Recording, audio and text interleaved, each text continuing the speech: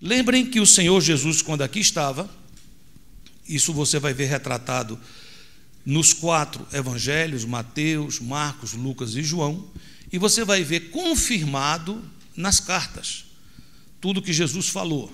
Jesus falou sendo Deus, mas dentro de um corpo humano.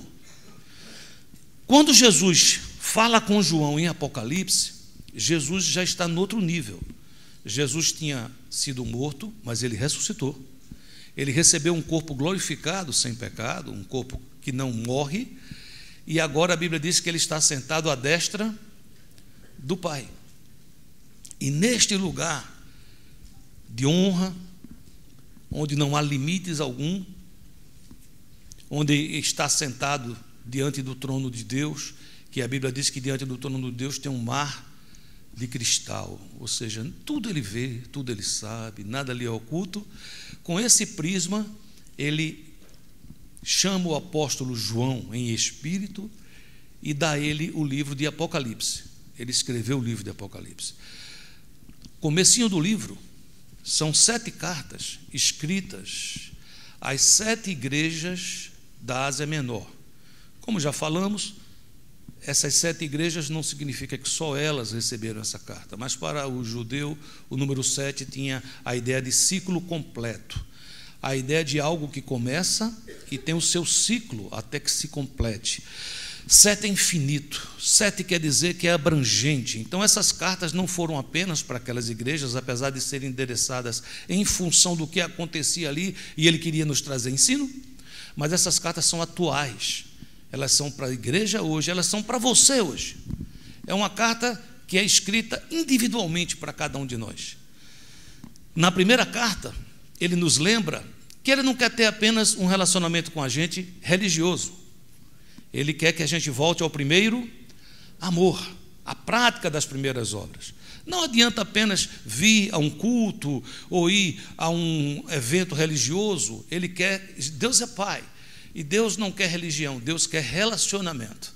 Diga assim, Deus é Pai, Ele não busca religião, busca relacionamento.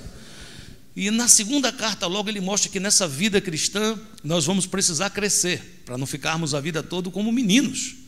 E ele traz um elemento muito importante que é utilizado no crescimento, que é o sofrimento. Na igreja de Esmirna ele diz, não temas as coisas que você tem que sofrer. Quando passamos esse sofrimento, provas, lutas com o Senhor, saímos fortalecidos, amém? Em seguida, ele traz exatamente o ensino poderoso da gente ter cuidado com as falsas doutrinas. Igrejas boas, no tempo de Paulo, como Gálatas, por exemplo, corria bem, vinha alguém, enfiava uma falsa doutrina e de repente essa igreja se desviava. E quando se desviava, como você fala, como é que era fácil ver ela se desviar? Toda vez que a igreja se desvia, veja bem, a igreja é um lugar que deve me ajudar a resgatar em mim a imagem e semelhança de Deus. Essa imagem foi perdida no Éden, em Cristo eu recebo de volta. E 2 Coríntios diz que todos nós, com o rosto desvendados, vamos sendo transformados de glória em glória na sua própria imagem. Então, receber de volta a imagem e semelhança de Deus é um processo glorioso, mas é um processo.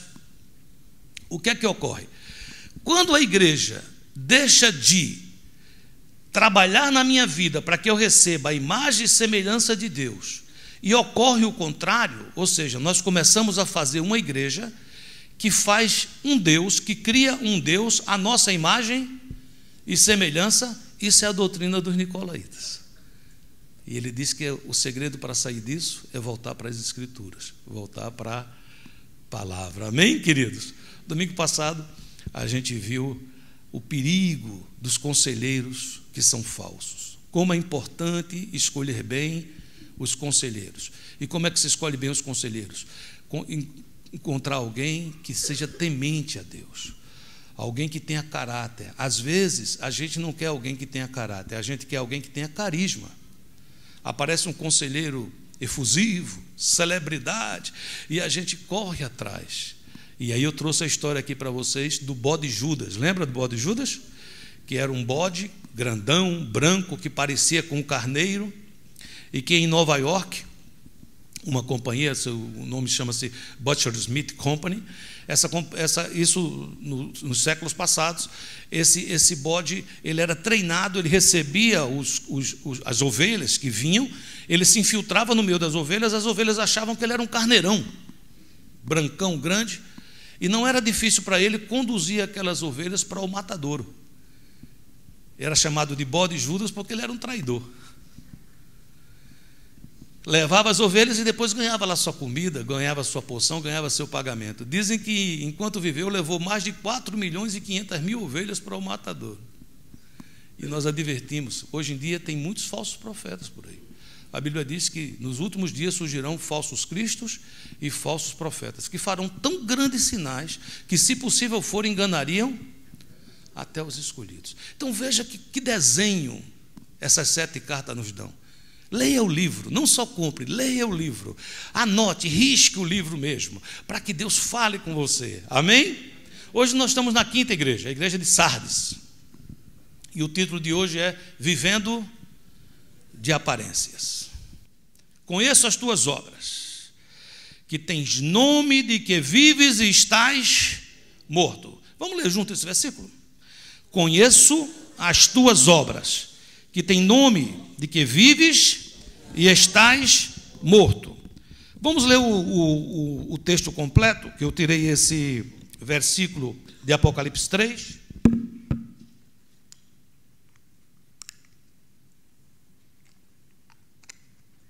Vamos ler começando do versículo 1, que diz: Ao anjo da igreja de Sardes escreve: Estas coisas diz aquele que tem os 7 Espíritos de Deus e as 7 estrelas. Conheço as tuas obras, que tens nome de que vives e estás morto. Sê vigilante e consolida o resto que estava para morrer, porque não tenho achado íntegras as tuas obras na presença do meu Deus. Lembra-te, pois, do que tens recebido e ouvido, guarda-o e arrepende-te. Porquanto, se não vigiares, virei como ladrão, e não conhecerás de modo algum em que hora virei contra ti. Tens, contudo, em Sardes umas poucas pessoas que não contaminaram as suas vestiduras e andarão de branco junto comigo, pois são dignas. O vencedor será assim vestido de vestiduras brancas, e de modo nenhum apagarei o seu nome do livro da vida. Pelo contrário, confessarei o seu nome diante de meu Pai e diante dos seus anjos. E termina com a frase que é comum a toda a carta: quem tem ouvidos, ouça o que o Espírito diz às igrejas. Que o Senhor nos dê hoje ouvidos para ouvir. Diga: eu quero ter ouvidos para ouvir. Ouvido para ouvir é quando a gente escuta, recebe, se transforma e pratica. Não ter ouvidos para ouvir é você escutar uma palavra poderosa de Deus e ela entrar num ouvido e sair no outro. Que não seja assim, seja que nós venhamos a ter ouvidos para ouvir. Amém, queridos? Vamos entender rapidamente. O título do Senhor Jesus, que sempre é muito significativo, diz: Estas coisas diz aquele que tem os 7 Espíritos de Deus e as 7 estrelas. Como eu disse a vocês, o número 7 mostra plenitude. E ele está dizendo que ele tem os 7 Espíritos de Deus, ou seja, o Espírito de Deus está espalhado na face da terra, tudo vê, tudo sabe. E as 7 estrelas, que significa os 7 poderes que cada igreja dessa tinha, eclesiástico, chamado ao anjo que está na igreja, se referindo ao homem, ao pastor que estava ali. Ele está dizendo: eu também os tenho. Eu tenho poder sobre a vida e sobre a morte. Eu sou o primeiro, o último, o princípio e o fim. Qual é o cenário dessa igreja? Muito interessante entender isso. Ela era a principal cidade da Lídia. Deixa eu explicar um pouco para vocês o que é que era Sardes, para você entender. Sardes, ela era muito próspera na parte cultural, tinha um anfiteatro famosíssimo, tinha várias obras de arte, e ela também era muito próspera no comércio, porque eles tinham descoberto tinta para tingir roupa. As tintas que haviam naquele tempo eram um cal para pintar a parede. Naquele tempo era aquela mesmice, sabe? Todo mundo usava aquelas roupas crua, uma cor meio bege, não sei se você lembra daqueles vestidos que se usava, né? Então era tudo igual. Sardes descobriu tinta para tingir roupa. Agora eu podia usar aí uma roupa laranja, uma roupa. Acho que o pretinho básico foi descoberto em Sardes, né? Então era aquela maravilha. Você podia usar a roupa de uma cor, o turbante de outra, diferenciava, certo? Mas olhe uma coisa interessante também. Às vezes, aquela roupa, quando estava crua, sentava no chão, levantava, ficava uma mancha. Lavava e não saía tudo. Às vezes uma comida caía na roupa, se lavava, ficava uma nódoa. O que é que aconteceu com a possibilidade de tingir? A tintura mascarava as manchas e as nódoas. Século XVII, acontece um desastre natural, meteorológico, possivelmente um terremoto. E aquele anfiteatro foi ao chão. Algumas obras de arte se quebraram. Prejudicou o comércio. A cidade foi abalada. O imperador investe dinheiro e levanta a parte cultural da cidade. A parte cultural. Por entender que a parte do comércio, isso iria se resolver sozinho. Então, visualmente, quando se olhava para Sardes depois da reforma, ela tinha voltado a estar viva. Mas quem vivia lá sabia, de fato, que ela estava morta, porque o seu poder econômico tinha sido abalado. Você me acompanha? Sim ou não? O problema é que esse tipo de coisa começou a entrar na igreja. Começou a entrar na igreja. Vamos investir em algo. Vamos investir em algo estético. Porque a gente vai parecer que está bem. Uma advertência. Ele disse, olha, eu conheço tudo, eu conheço tuas obras. Não tem nada escondido. Você tem nome que vive, mas você está morto. E aí ele dá um conselho a ela, diz, para dessas coisas. Vai em cima dos fiéis, do remanescente fiel, e consolida eles, para que eles possam, a partir daí, trazer um renovo. Diga a palavra renovo. E havia uma promessa. A promessa é que o vencedor será assim vestido de vestiduras brancas. Não é crua, bege, sem sentido, mas também não é tingida para trazer uma aparência. São vestes brancas, que quando você tem uma veste branca, o menor pozinho pretinho é visível de longe. Então, se você tem vestes brancas que não se encontra nada, é porque de fato são vestes limpas. Amém? Dito isso, acho que você já conhece a mensagem, já sabe qual é o assunto. Eu acho que eu vou despedir vocês, amém? Não, vamos fazer uma aplicação prática para vocês poderem sair daqui sabendo o que fazer com isso. Primeiro lugar, vivendo de aparências. Como eu já disse aqui, Sardes se transformava numa igreja morta. Vivia de aparências, da glória e da unção do passado. O mais importante passou a ser a preocupação com o nome. Preocupação com o que os outros pensam. Nós hoje vivemos numa sociedade onde nós somos induzidos a nos preocupar manhã, tarde e noite com o que os outros vão pensar. As redes sociais, toda vez que uma pessoa é mais sincera, toda vez que uma pessoa diz alguma coisa, geralmente as pessoas, para animá-lo, diz, não diga isso, não faça isso. Outro diz, rede social não é para isso, rede social é para a gente tirar foto da comida,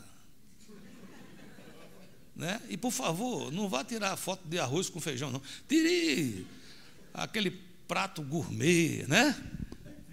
Faça um negócio legal. Você, quando for para um parque de diversão, aí você tira o selfie, né? Bacana, coloca lá. Então, todo mundo vai pensar que você está o quê? Bombando. Não é não? É aquela coisa. Então, a gente vive num momento onde tudo que a gente quer um carro. Então, a gente procura ter um carro que possa diferenciar, chamar a atenção. Assim, são poucos, existem aqueles que vão comprar um carro e dizem assim, quantos airbags tem? 6. Esse outro tem quantos? 8. Eu acho que eu vou escolher o de 8, que é mais seguro. A pessoa perguntar, os freios, como é que são? Não são muitos que chegam com essa conversa quando vai comprar um carro. O que é que eles querem? A aparência.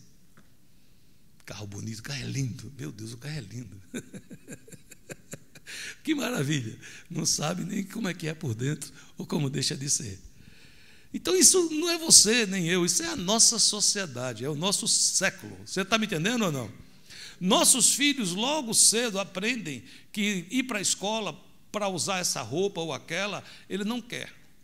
Porque é ensinado a ele que o jeito de vestir agora é este. Isso não foi diferente conosco. Você, quando estava no colégio ali, estudando no high school, no científico, no colegial, do ginásio, segundo grau, o nome que você tem aí, depende da sua época, né?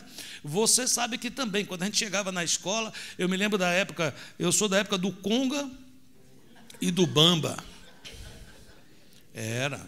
Quem fosse de conga, estava meia boca. Agora, de bamba, que era aquele mais grossinho assim, já era mais parecido com tênis, é porque esse aí estava mais baludo, não é não? Agora, quem fosse de quichute, meu querido, e amarrado por baixo assim, uau, era muito bacana. Sempre teve essas coisas. Mas olha um pouquinho para mim. Isso aí não tem valor algum. É interessante, faz parte da vida. Mas quando amadurecemos, precisamos ter boas escolhas. As aparências podem enganar, mas não é a verdade. E aqui está dizendo que tem um Deus que conhece você, se eu deitar, se eu levantar, sabe se você está triste, se você está alegre. Podemos sorrir e dentro está chorando.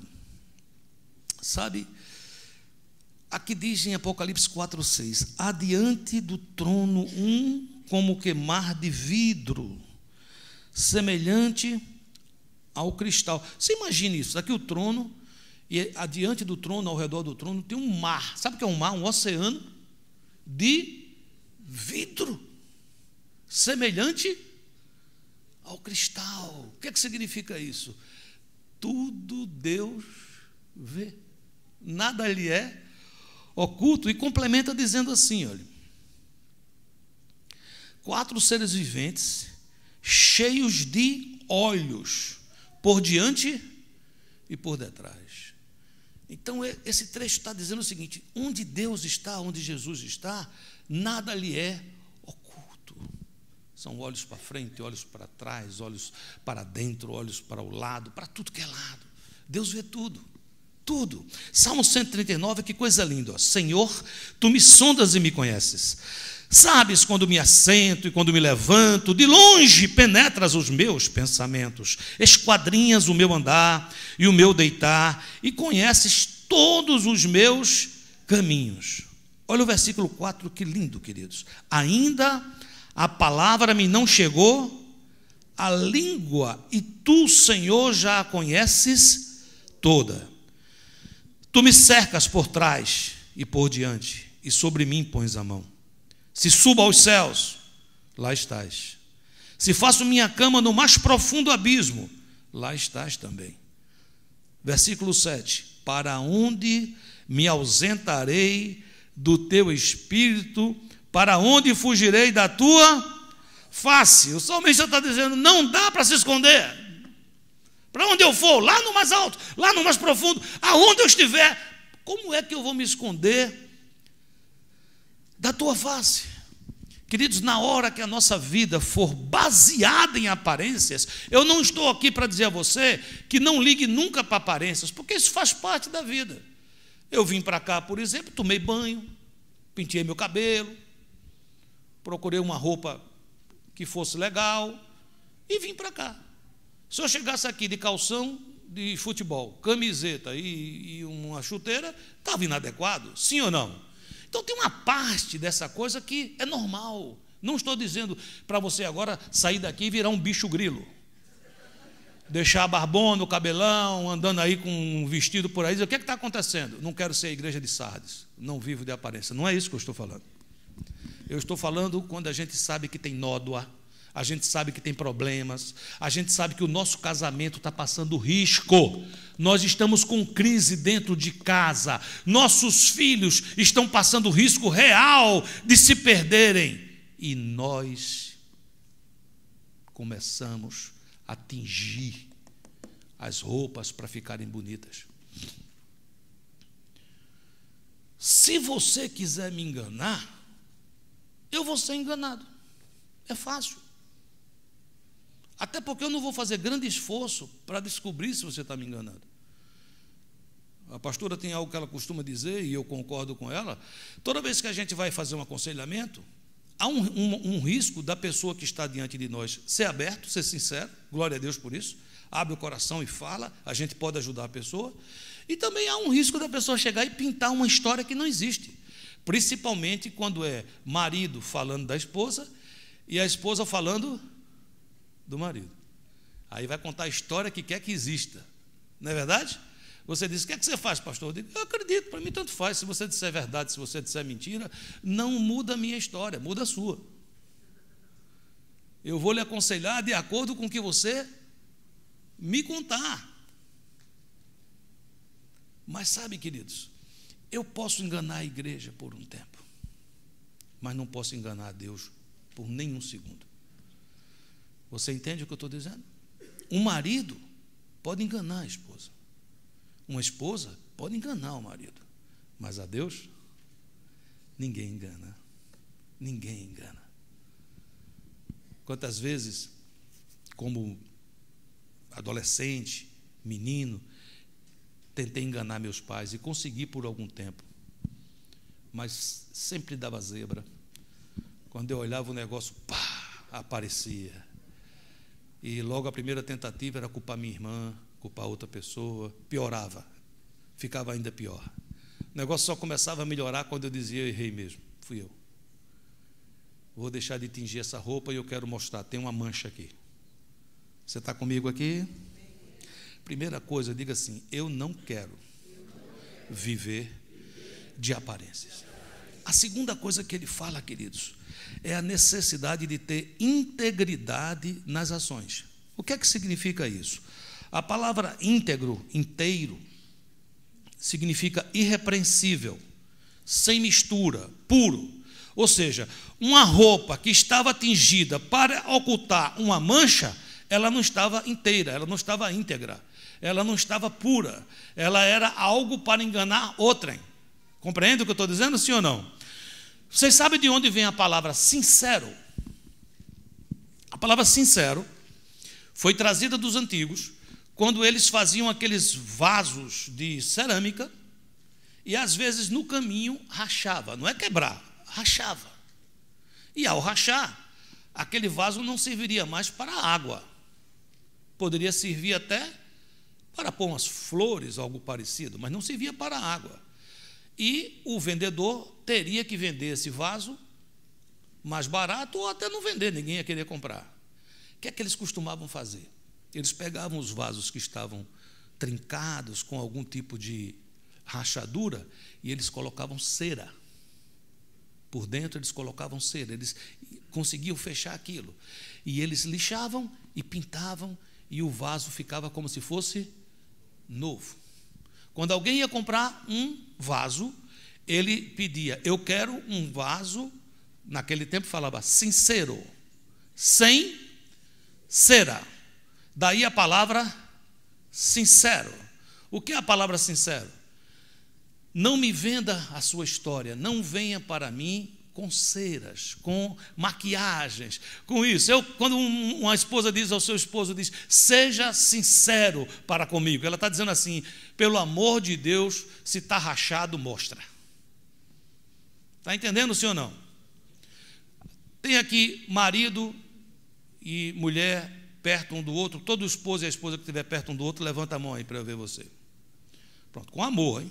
Pega na mãozinha do teu cônjuge, olha no rostinho e diz assim, meu amor, se está rachado, mostra. Jesus conserta, diga. Ele quer você inteiro, diga inteiro. Quando eu comecei a andar aqui, muitas vezes eu ando com pastores americanos ou pastores hispanos, a gente ora, e tinha uma frase que eu escutava quando um deles ia orar por cura, ou outro, não era uma coisa generalizada, mas era comum. Era, na hora que era para pedir para que a pessoa pudesse ser curada, não é? To be healed. Então, em vez disso, eu escutava a seguinte palavra: The Lord makes you whole. E no começo eu não conseguia, eu traduzia ao pé da letra, que Deus lhe faça inteiro. E essa era a visão de cura. A cura é quando Deus lhe faz inteiro no espírito, na alma e no corpo. Deus quer que você seja íntegro, inteiro no espírito, nas suas emoções e no seu corpo. Amém, queridos? Quando Deus derrama a sua unção sobre nós, Ele espera que essa unção seja usada em todo lugar. Todo lugar. Deus lhe dá dons, Deus lhe dá unção. Deus espera que quando você saia por aquela porta, você siga usando essa unção. E você diz, mas por quê, pastor? Porque você é inteiro. Você não pode ser uma pessoa na igreja e outra pessoa na rua. Quer dizer, poder você pode, mas Deus vê, e não tem bênção nisso. Tem a advertência que Ele estava dando a Sardes. Alguém que diz, estou vivo, mas está morto. É importante entendermos isso, queridos.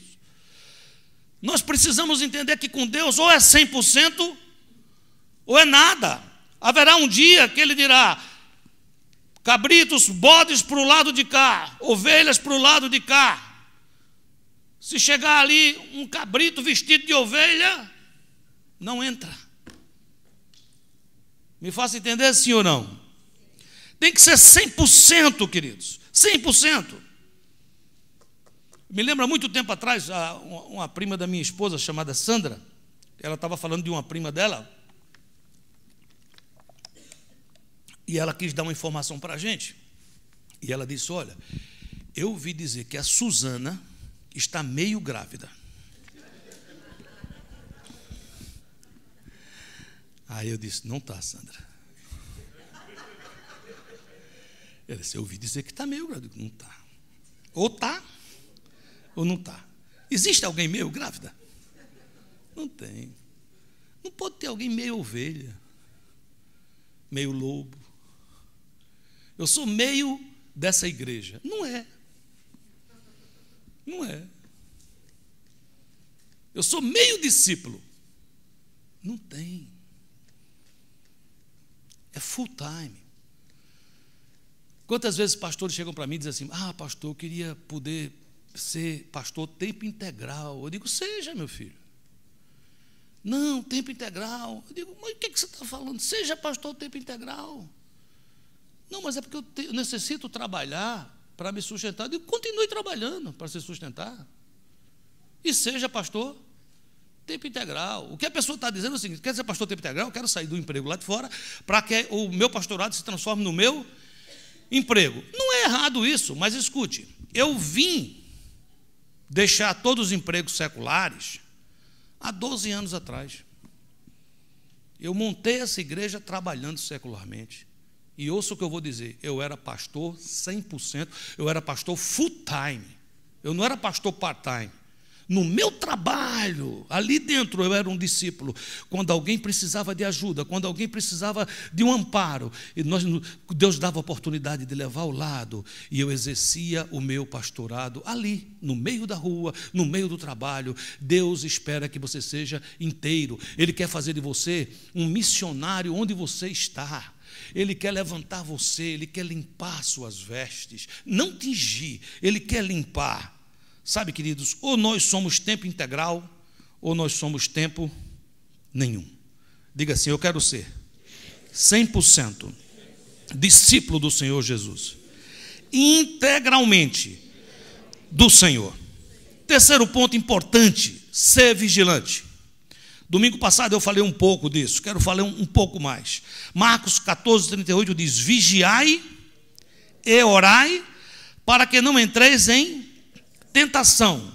O espírito, na verdade, está pronto, mas a carne é fraca. Sabe, queridos, glória a Deus, eu já participei muitas vezes de campanha de oração. Campanha, vamos orar, semana de oração, 21 dias de oração, 40 dias de oração, isso é bênção, vamos fazer, amém, queridos? Ainda não participei de uma campanha para vigiar. E aqui está começando com o verbo vigiar antes de orar. Vigiai e orai. E você diz, mas por que é importante? Porque o vigiar me informa sobre o que eu devo orar. Muitas vezes nós entendemos oração apenas como choro, como petição, como derramar-se aos pés do Senhor. Isso é um tipo de oração. Mas quando você está cheio do Logos de Deus, cheio da oração Logos, Deus te chama para orar a oração rema. É aquela oração que fala as coisas. É aquela oração que diz à montanha, move-te daqui, e ela se move. É aquela oração que diz à enfermidade, saia, e ela sai. Para que eu chegue nesse patamar, eu preciso aprender a vigiar. Em Marcos 13:37 diz, o que porém vos digo, digo a todos, vigiai. Com amor diz a quem está do seu lado, vigia, querido. 1 Pedro 5,8 explica o que é vigilância. Sede sóbrios. Não pode estar embriagado emocionalmente. Claro que não pode estar embriagado com nada. Mas se eu estou embriagado emocionalmente, eu não sou sóbrio. Eu não consigo vigiar. Quando as minhas emoções me embriagam, eu decido mal. Não consigo vigiar. Quantas pessoas fazem decisões baseadas em emoções, baseadas em situações mais confortáveis? Por quê, pastor? Porque não vigiaram. E o que é vigiar? Examinar, escrutinar o que está acontecendo de fato, pedir a Deus revelação, saber essas propostas se vêm de Deus ou se não vêm. Ora, queridos, sede sóbrios, vigiai, porque o diabo, vosso adversário, anda onde? Em derredor, bramando como leão, buscando a quem possa tragar. Nós temos que seguir sendo o povo que abraça a riqueza de verdade. Numa das cartas ele disse, você tem fama que é rico, mas você é pobre. E por quê? Porque muitas vezes nós trocamos as verdadeiras riquezas por riquezas fugazes. Nós precisamos compreender essas coisas. Alguém chegou para mim e disse, pastor, uma bênção tremenda. O que é? A igreja está bem, nós temos muitos pastores, e agora um grupo de pastores aqui resolveu reconhecer o senhor como um pastor para ser pastor de muitos pastores. O senhor vai receber um excelente salário, o senhor vai começar a escrever livro, agora não é um a cada 10 anos, não, é um a cada 6 meses, vai ser uma maravilha, tal, uma bênção. Diz para mim, diz, vigia, pastor Júnior. Tem que ver, queridos, nem sempre o que parece bom é. Às vezes você está aqui na igreja, crescendo, andando, recebe uma proposta para ganhar 10% a mais, 20% a mais em outra cidade. Se for Deus que está lhe mandando, vá. Mas se não for, querido, vigie. Às vezes eu estou a ponto de esfriar, e o inimigo vem com Atenaz e quer me tirar da fogueira. A brasa fora da fogueira esfria. Você diz, mas noutra cidade não tem igreja? Tem. Se Deus mandar você, vá. É bênção. Mas não permita que a embriaguez das emoções decidam por você. Seja sóbrio. Vigie. Nós estamos aqui, perto de Jancinho aqui, com um casal muito querido, que já esteve aqui conosco alguns anos atrás, não é isso, Jancinho? E agora estão lutando para voltar para cá, não é? Vou fazer uma pergunta a eles. Vocês são de Recife? Deixa eu chegar perto aqui. Diga seu nome. Rodrigo. E você? Débora. O que é que vocês fazem em Recife? Eu sou advogado lá. E Débora? Médica. E vocês estão bem financeiramente em Recife? Estão felizes? Não estão felizes? Porque a gente entendeu que Deus tem um plano com a gente aqui. Então, estar lá meio que nos dá uma urgência de querer vir para estar cumprindo o propósito de Deus aqui. Amém. Jancinho e Kelly se preocuparam quando eles contaram isso, porque isso não é história de agora, não. Isso faz tempo. A última vez que você falou comigo faz mais de ano e pouco. E Jancinho disse, pastor, estou falando com o Rodrigo. Rodrigo, você é advogado, sua esposa é médica, fique em Recife, fique em Recife. Foi assim? Então ninguém está incentivando eles a vir, não. Mas eles estão dizendo assim: eu vi algo aqui, uma pérola de grande valor. Eu aprendi a ser discípulo. Eu aprendi o que é o evangelho do reino. E se eu sou advogado lá, se Deus quiser, eu posso ser advogado aqui. Se eu sou médica lá, se Deus quiser, eu posso ser médica aqui. Estamos dispostos a lutar por isso, porque encontramos o tesouro. Não parece uma decisão ao revés de muitas que a gente escuta? Deus abençoe vocês nessa luta. Muitas vezes eu escuto o contrário. Pessoas estão crescendo, pessoas estão frutificando, pessoas estão andando, uma propostinha já balança a pessoa, colocando em risco a existência de uma família. Você está aqui comigo? Sim ou não? Muitos de vocês são do Brasil, estão aqui nos visitando. Eu sei que temos visitas hoje. Se você mora aqui nos Estados Unidos, mora em Doral, eu quero que você saiba que eu não sou como a igreja de Sardes, eu não vivo de aparência. Então, eu quero que você saiba logo que quando você visita a gente, morando aqui, não tendo igreja, eu estou muito interessado que você fique aqui. Eu quero lhe abraçar, quero lhe beijar, quero que você se sinta extremamente feliz aqui dentro, porque eu sei que aqui Deus vai fazer você crescer, vai cuidar da sua família e vai ser uma bênção. Amém? Mas você que tem que voltar para o Brasil, você tem que voltar, você mora lá, Deus não mandou você vir para cá, você veio visitar. O que é que eu faço, pastor, quando eu voltar para lá? Escolha a verdadeira riqueza. Escolha a verdadeira riqueza. A verdadeira riqueza nem sempre é dinheiro no banco, mas é ter uma vida próspera, paz de espírito, felicidade de caminhar aos pés do Senhor. Há 7.000 que não dobraram os joelhos a Baal, e é bem possível que onde você mora tenha lá homens de Deus, igrejas de Deus. Entre, crie raízes, seja 100% discípulo dentro daquele lugar. Amém, meus queridos? Vamos ter cuidado, ser vigilante, para que a gente não venha morrer espiritualmente. Sabe, queridos, aqui diz que Sardes tinha recebido muito e guardado pouco. Olha, tinha recebido muito e guardado pouco. O que é que significa receber muito e guardar pouco? É uma igreja que tinha mensagens excelentes, ensino maravilhoso, viu o poder de Deus, mas começou a olhar para aquelas coisas como se fossem coisas banais. Como é que essa igreja podia guardar? Guardar, queridos, é assim: eu escuto e eu ponho em prática. Diga, eu escuto e eu ponho em prática. Você sabe o que é guardar? É Deus te dar um dom e você exercitar o seu dom. Se você tem dons e esses dons estão enterrados, vamos desenterrar esses dons hoje. Amém, queridos? Último ponto: consolida o resto que estava para morrer. O que é que significa a palavra consolidar? Aqui na igreja nós temos uma visão que é, diga comigo, conquistar, consolidar, edificar, enviar e acompanhar. Muitas vezes nós comparamos, porque a Bíblia compara, esse ciclo como se fosse uma casa. Então a conquista é a compra do terreno. Quando muitas vezes o nosso terreno não tem o Senhor Jesus, é um terreno sem muros, entra tudo. As pessoas muitas vezes jogam lixo dentro do terreno, fazem coisas erradas dentro do terreno, e o terreno é como uma cidade derribada, sem muros, porque não tem domínio próprio. O Senhor Jesus nos compra, limpa o terreno, joga fora todo o lixo, o terreno está lindo, amém, queridos? Cerca, coloca uma placa lá, propriedade do Senhor Jesus, não chega nem perto. Amém? Agora está na hora de construir a casa. Esse é o período de consolidação. Diga essa palavra. Olha o que diz 1 Coríntios 3,11. Porque ninguém pode pôr outro fundamento, além do que já está posto, o qual é Jesus Cristo. Para viver uma vida cristã consolidada, não basta fazer uma casa bonita. Não basta cantar, tocar, pregar, fazer coisas. Isso é importante.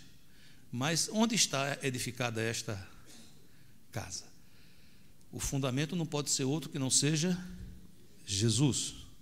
Lucas 6,47 diz: todo aquele que vem a mim e ouve as minhas palavras e as pratica, eu vos mostrarei a quem é semelhante. É semelhante a um homem que, edificando uma casa, o que foi que ele fez? Cavou e abriu o quê?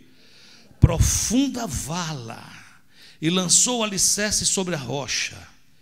E vindo a enchente, arrojou-se o rio contra aquela casa, e não a pôde abalar por ter sido bem construída. O que então é consolidar? Diga, é cavar. Profunda vala. Você sabe o que é que Jesus estava dizendo? Quando você vai olhar terreno, se você quiser, você pode colocar depois no Google tipos de terreno, coloca assim, roca madre, coloca essa palavra, que é a rocha mãe. Você vai ver que vão aparecer assim como se fosse uma terra cortada e tem os níveis de terreno. Lá em cima é areia, depois vai tendo outros tipos de terrenos que eu não sei os nomes.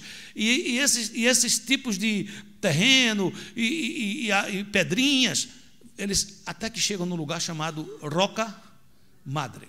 É a rocha, diga, é a rocha. Jesus estava dizendo assim, cave até chegar na rocha. E o que é cavar, pastor? É tirar aquilo que não serve. É tirar tudo que está entre eu e Jesus. Diga assim, eu quero tirar tudo que está entre a minha vida e a vida de Jesus. Efésios 2 diz, edificados sobre o fundamento dos apóstolos e dos profetas, de que Jesus Cristo é a principal pedra de esquina, no qual todo edifício bem ajustado cresce para templo santo no Senhor, no qual também vós juntamente sois edificados para a morada de Deus no Espírito. Sabe, queridos, Jesus nos orientou que sem fundamento a casa vai ruir um dia. Por isso 1 Coríntios 3 diz, contudo, se alguém edifica sobre fundamento, é ouro. Diga, se alguém edifica sobre Jesus, é ouro. Amém?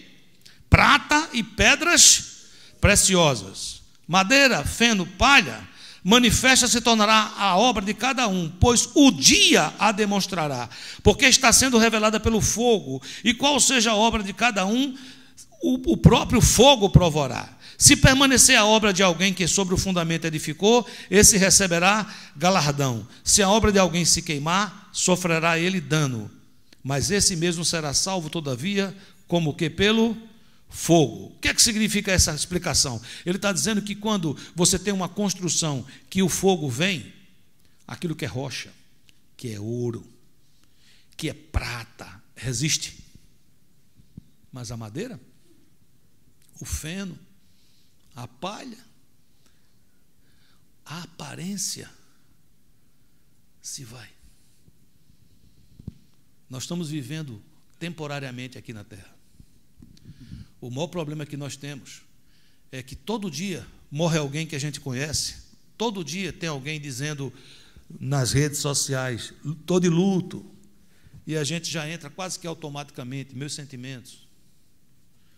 Deus consola a família. E a gente meio que se acostuma com esse fato de alguém ir. Mas acho que são poucas as vezes que a gente pensa que nós também vamos ir. Eu vi recentemente uma postagem que estava lá dizendo, não pode tocar, porque se tocar tem coisa feia aí dentro. E eu fui olhar se aquilo era coisa imoral ou não. Não era porque tinha cenas, assim, fotos de sangue, dessas coisas. E eu toquei porque eu estava interessado, que era dizendo assim, quero mostrar a decomposição do corpo. E quando eu toquei, mostrava uma mão. Primeiro dia, o dedo normal como a gente tem. Segundo dia, o dedo inchado. Terceiro dia, o dedo explode. Quarto dia, ele já está sendo carcomido. 15º dia, só esqueleto.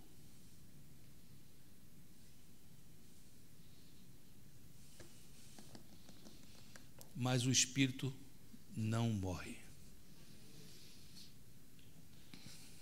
Cuidamos do nosso corpo, precisamos de cuidar. Mas quando terminar o tempo dele aqui,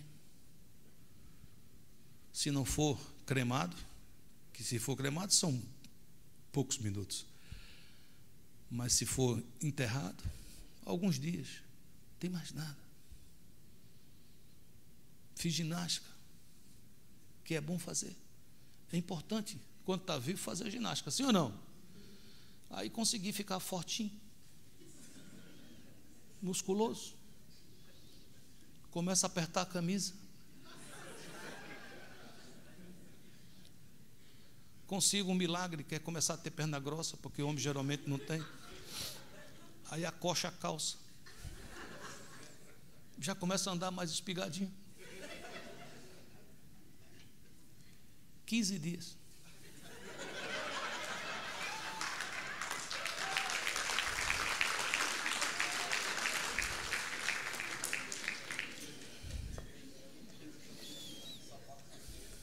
Jesus está voltando, igreja. Esse dia será um dia memorável para os remidos, mas um dia de horror para aqueles que vivem de aparência. É o que Jesus está dizendo. Quando o dia chegar, ouro, prata e pedras preciosas ficarão. Palha, madeira, aparências serão queimados. E há uma promessa aqui, que ele fala com Sardes. Ele está dizendo: deixa de viver de aparências. Começa a mostrar a sua dor. Se a cidade se convertesse, ela seria capaz de dizer assim: escuta, nós não nos levantamos, não. O que foi feito aqui foi uma maquiagem pelo imperador. Foi consertado o anfiteatro, levantou algumas obras de arte, mas o comércio, a indústria quebrou, está falida, tem desemprego. Essa é a verdade. Mas eles maquiaram para ver se pelo turismo e uma coisa ia batendo, ia melhorando a outra, entrou na igreja. Porque a igreja é para influenciar a sociedade, mas às vezes a igreja é influenciada. E Jesus estava dizendo assim: corta essa influência. Quando você, nas suas vestes emocionais, espirituais, tiver uma nódoa, tiver uma mancha, venha para mim e diga: manchou, Jesus. Eu pequei, eu errei, e eu te peço perdão. A Bíblia diz: se confessarmos os nossos pecados, Ele é fiel e justo para nos perdoar os pecados e nos purificar de toda injustiça. Como é que é isso na prática? Ele está dizendo assim: eu vou pegar tuas vestes, vou trocar e vou te dar vestes brancas. Deus trouxe você aqui hoje para trocar seus vestidos, para trocar suas vestes. Você vai sair por aquela porta com vestes reluzentes, verdadeiramente limpas, por causa do sangue do Cordeiro. Aleluia! E como nós fazemos isso? Nós vamos fazer uma oração de fé, entregando. Pessoas vão estar fazendo essa oração pela primeira vez. E se você está aqui e você fizer essa oração, faça de todo o coração. E Jesus vai entrar na sua vida e vai mudar a tua história. Queria pedir à igreja que me apoie nesse momento. Faça essa oração junto comigo, amém? Feche seus olhos, baixe sua cabeça e repita assim: Senhor Jesus, hoje eu abro o meu coração, te recebo como único Senhor e suficiente Salvador.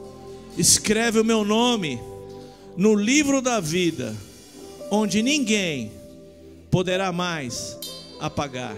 Perdoa os meus pecados.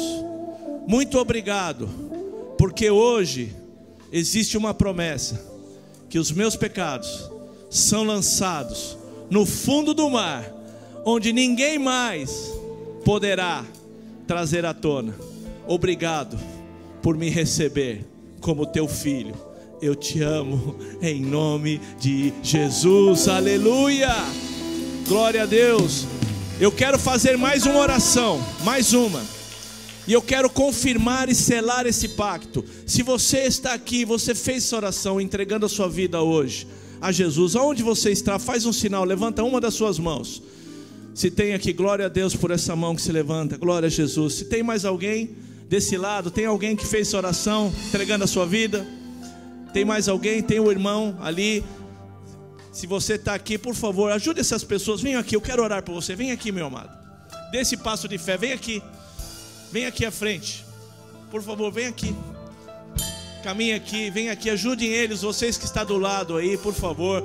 Ajude esses irmãos, você que está aí na frente dele, venham com eles aqui. Esse é o momento de fé, é o momento onde Deus é glorificado, amém? Pode vir, pode vir, pode vir, pode vir. Venham aqui, pode vir. Glória a Deus, bem-vindo em nome de Jesus. Bem-vindos em nome de Jesus, bem-vindos em nome de Jesus. Cheguem perto, cheguem mais perto. Glória a Deus, esse é um momento muito especial.